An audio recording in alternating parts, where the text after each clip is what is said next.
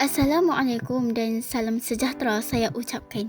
Pada hari ini, saya Nur Afifah dan bersama saya Anis Yusra akan membentangkan hasil kajian kerja lapangan kami yang bertajuk Amalan Kita Semula di Taman Kota Kenari yang telah diberi oleh Puan Nur Hafizah. Anis Yusra telah ditugaskan untuk mencari maklumat, manakala saya, Nur Afifah, telah ditugaskan untuk membuat slide.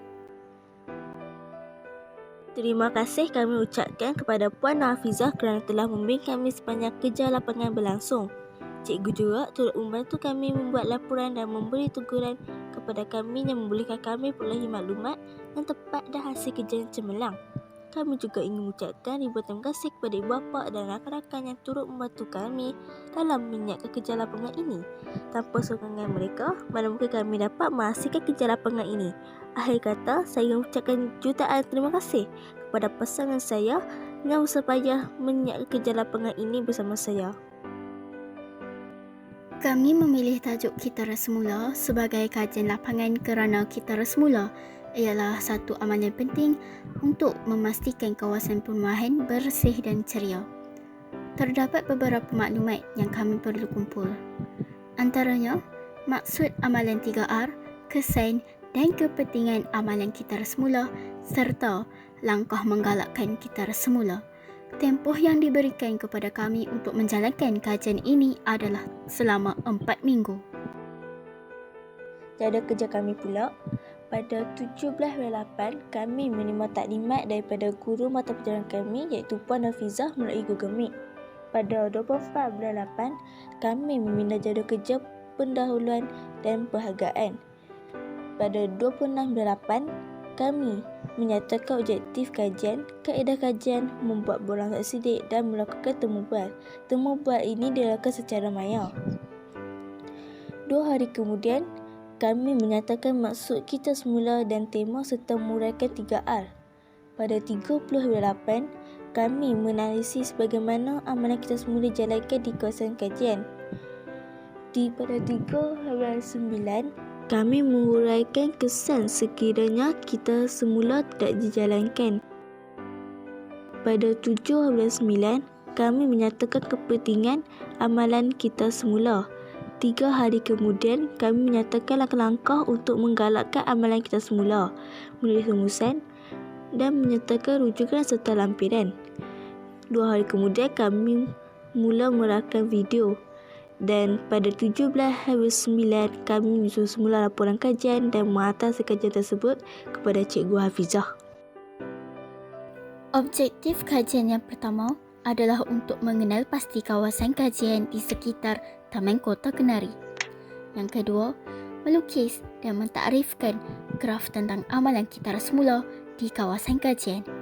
Yang ketiga, menghuraikan kepentingan kita semula di kawasan kajian.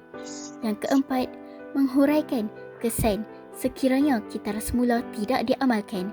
Dan yang terakhir, mencadangkan cara untuk menggalakkan amalan kita semula di kawasan kajian. Empat kaedah kajian telah kami lakukan untuk menyiapkan kerja lapangan ini. Yang pertama, temu bual. Kami telah menempuh bual penduduk di kawasan ini. Tujuan temu bual adalah untuk mendapatkan keterangan dan maklumat tentang amalan kita semula yang diamalkan di sini. Yang kedua, pemerhatian. Kami telah membuat pemerhatian terhadap kawasan kajian iaitu Taman Kota Kenari. Kami telah mengumpul data daripada pemerhatian ini dengan bantuan para penduduk di kawasan ini.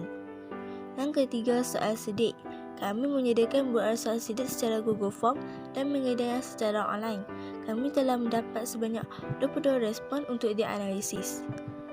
Dan yang terakhir, rujukan. Kami membuat rujukan melalui internet serta merujuk buku teks untuk mencari maklumat yang berkaitan dengan kita semula. Kami berdua telah memilih Taman Kota Kenari sebagai kawasan kajian kami kerana kawasan ini diduduki dengan ramai penduduk serta kediaman yang dalam keadaan yang baik. Selain itu, kawasan ini dilengkapi dengan infrastruktur yang berdekatan bagi memudahkan pergerakan para penduduk. Tambahan pula dengan bentuk muka bumi di kawasan kajian yang merupakan tanah pamah. maksud kita semula. Menurut Akta Pengurusan Sisa Pepejal dan Pembersihan Awam 2007, Akta 672, kita semula bermaksud memungut dan mengasingkan sisa pepejal bagi maksud menghasilkan keluaran. Merujuk kepada untuk melakukan sekali lagi, dan cycle merujuk pusingan. Oleh demikian, kita semula merujuk kepada meletakkan sesuatu dalam kitaran. Kita mengitar semula dengan mengasingkan sisa dan kemudian menyalurkannya kepada organisasi atau kilang-kilang yang memprosesnya semula supaya menjadi produk baru untuk kegunaan kita. Simbol antarabangsa untuk kita semula adalah Mobius Loop, sebuah bulatan khas yang mencadangkan satu kitaran yang berterusan. Elemen 3R ialah reduce, reuse dan juga recycle. Reduce merupakan amalan mengurangkan sisa pepejal untuk meminimumkan penggunaan sumber semula jadi. Oleh itu, kita perlulah menggunakan sesuatu sumber itu mengikut keperluan sahaja. Reuse merupakan tindakan penggunaan semula barangan secara berulang kali untuk mengurangkan penghasilan sisa. Penggunaan barangan secara maksimum dapat mengelakkan pembaziran. Recycle iaitu kitar semula merupakan amalan mengasingkan barangan mengikut jenis untuk menghasilkan produk yang sama jenis atau baharu semula. Pengasingan mengikut jenis sisa menjimatkan masa dan memudahkan proses kitar semula. Seperti yang kita boleh lihat, catapan menunjukkan bagaimana penduduk kawasan kajian iaitu Taman Kota Kenari mengetahui tentang kitar semula. Seperti yang kita boleh lihat, sebanyak 40.9% melalui laman media sosial, manakala 27.3% melalui buku. Selain itu, melalui laman web terdapat 22.7% dan akhir sekali sebanyak 9.1% penduduk Taman Kota Kenari mengetahui tentang kitar semula melalui rakan yang lain. Seperti yang dapat dilihat pada carta palang, sebanyak 15 orang telah memilih plastik dan kertas sebagai barangan yang selalu dikitar semula. Sebanyak 7 orang telah memilih kaca. Sebanyak 5 orang telah memilih sisa makanan dan tin mendapat respon yang paling terendah iaitu sebanyak 4 orang. Catapan ini menunjukkan kekerapan penduduk kawasan kajian mengitar semula di kediaman mereka. Yang tertinggi ialah sebanyak 45.5% mengitar semula tidak mengikut masa. Seterusnya, sebanyak 31.8% penduduk kawasan kajian mengitar semula sekali seminggu. Terdapat juga penduduk yang mengitar semula sekali 2 minggu dengan 13.6%. Akhir sekali, 9.1% penduduk kawasan kajian mengitar semula sekali sebulan. Kepentingan kitar semula. Kepentingan kitar semula yang pertama adalah menjana pendapatan. Hal ini demikian kerana kita mampu peroleh pendapatan sampingan melalui amalan jual beli bahan terbuang dan terpakai. Perkara ini dapat meningkatkan ekonomi individu. Oleh itu, kita boleh menjual majalah dan surat khabar lama ke kilang atau kedai membeli kertas untuk dikitar semula. Tin-tin minuman yang sering digunakan juga dapat dijual dengan harga yang tinggi mengikut beratnya. Jelaslah bahawa pendapatan masyarakat dapat ditambah melalui amalan kitar semula. Selain itu, mengurangkan kesan rumah hijau. Menurut kajian, penghasilan barang baru daripada bahan mentah menggunakan lebih banyak tenaga berbanding menggunakan bahan terpakai atau terbuang. Malahan, gas-gas yang dikeluarkan daripada kilang seperti karbon dioksida, sulfur dioksida dan metana merupakan punca dan kesan rumah hijau sekaligus menjurus kepada pemanasan global. Oleh itu, kita amat digalakkan untuk menggunakan semula bahan-bahan terbuang untuk dijadikan barang yang mempunyai fungsi baharu. Akhir sekali, mengurangkan pencemaran alam. Pada pendapat penduduk Taman Kota Kenari, situasi ini dapat dipersetujui kerana bahan-bahan buangan atau barang yang terpakai tidak akan dibuang ke tempat yang sepatutnya. Sampah sarap dan bahan buangan yang tidak berada di tempat pelepasan sampah boleh menjejaskan kesihatan dan keselamatan orang yang menetap berhampirannya. Hal ini demikian kerana longgokan sampah tersebut akan menjadi tumpuan haiwan pembawa penyakit dan berbahaya seperti nyamuk, tikus dan lipas. Oleh itu, penting untuk kita mengamalkan kitar semula agar kebersihan alam sekitar dapat dipelihara dengan baik. Pesan tidak mengamalkan kitar semula. Pemusnahan habitat. Berdasarkan respon borang soal sidik, terdapat sebanyak 63.6% yang bersetuju bahawa kesan tersebut akan berlaku sekiranya tidak mengamalkan kitar semula. Hal ini amat ditikberatkan kerana apabila haiwan tiada tempat tinggal dan makanan, mereka akan mati sehingga boleh menyebabkan kepupusan haiwan berlaku. Oleh itu, generasi akan datang tidak dapat melihat satu peristiwa itu lagi. Misalnya, kita perlu mencegah perkara ini berlaku agar sesuatu spesies itu tidak menjadi sebagai gambar sahaja. Seterusnya pula ialah bencana alam. Bencana alam seperti tanah runtuh boleh berlaku apabila kawasan tanah tinggi telah digondolkan untuk membina kawasan perumahan atau kawasan perindustrian. Di samping itu, kejadian banjir kilat juga berpunca daripada kegiatan pembuangan sampah ke dalam sungai hingga menyebabkan pengaliran air sungai ke laut terhalang oleh sampah sarap tersebut sehingga boleh menyebabkan kehilangan nyawa serta aset harta. Akhir sekali, pencemaran alam. Sampah sarap melalui proses pelepasan semula jadi yang mengeluarkan gas metana dan sulfur yang berbusuk akan menyumbang kepada masalah pencemaran udara dan juga kesan pemanasan global. Selain itu, kebanyakan kawasan tanah yang terdapat di negara kita merupakan kawasan tadahan air.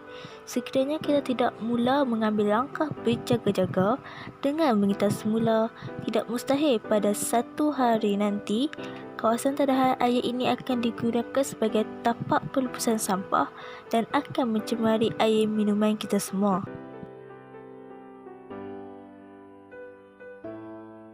Cara-cara untuk menggalakkan amalan kitar semula. Yang pertama, mengadakan kempen. Penduduk Taman Kota Kenari amat mencadangkan pihak kerajaan untuk mengadakan kempen seperti kempen Cintailah Sungai Kita, kempen Kitar Semula, Sahabat Alam dan sebagainya. Kempen-kempen ini dapat memberi kesan yang mendalam terhadap masyarakat. Dalam kempen-kempen ini, masyarakat akan sedar betapa pentingnya menjaga alam sekitar dan cara-cara menguruskan sisa buangan untuk meminimumkan pencemaran kepada alam sekitar. Yang kedua ialah melakukan pertandingan. Pihak sekolah boleh mengadakan pertandingan seperti kuis tentang pencemaran alam sekitar untuk meningkatkan pengetahuan dan kesedaran tentang pentingnya melindungi alam sekitar kepada murid. Dengan mengadakan kuis, peserta akan cuba memahami apakah itu pencemaran. Dalam proses ini, mereka juga mungkin akan mencari penyelesaian kepada masalah pencemaran. Ini sudah tentu akan membawa kebaikan kepada peserta dan alam sekitar. Dan yang terakhir, menyediakan tong sampah kitar semula.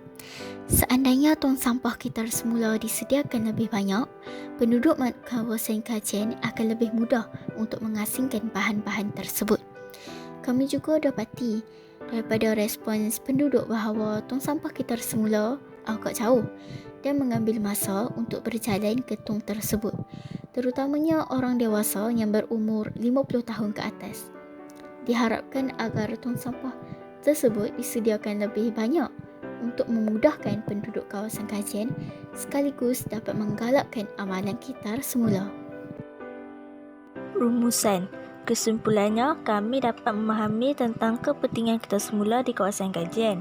Terdapat berbagai kesan sekiranya amalan kitar semula tidak dipraktikkan seperti pencemaran alam, kemusnahan habitat dan berlakunya bencana alam.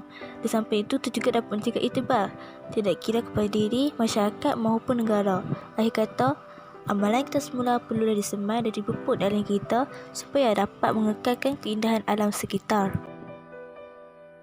Untuk mendapatkan maklumat yang lebih terperinci dan juga tepat, kami berdua telah memilih untuk merujuk internet dan juga buku teks geografi tingkatan 3. Seterusnya, lampiran. Ini adalah burang soal sidik yang kami edarkan kepada responden. Burang ini kami minta responden untuk menulis nama, umur dan pekerjaan mereka. Antara soalan yang kami tanya ialah tempoh menetap penduduk di Taman Kota Kenari, pengetahuan tentang kita semula, barang yang sering di kita semula, kerapan penduduk kita semula, kesan tidak mengamalkan amalan kita semula, kepentingan amalan kita semula, serta cara untuk menggalakkan amalan kita semula. Kemudian, ini adalah respon untuk tempoh menetap, kesan tidak mengamalkan amalan kita semula, kepentingan dan cara untuk menggalakkan amalan kita semula. Seterusnya, ini adalah temu bual yang kami lakukan bersama Puan Samah iaitu penduduk kawasan kajian. Akhir sekali, ini adalah gambar taman perumahan kawasan kajian dan tong sampah kesemula yang ada di kawasan kajian. Itu sahaja daripada kami berdua. Sekian, terima kasih.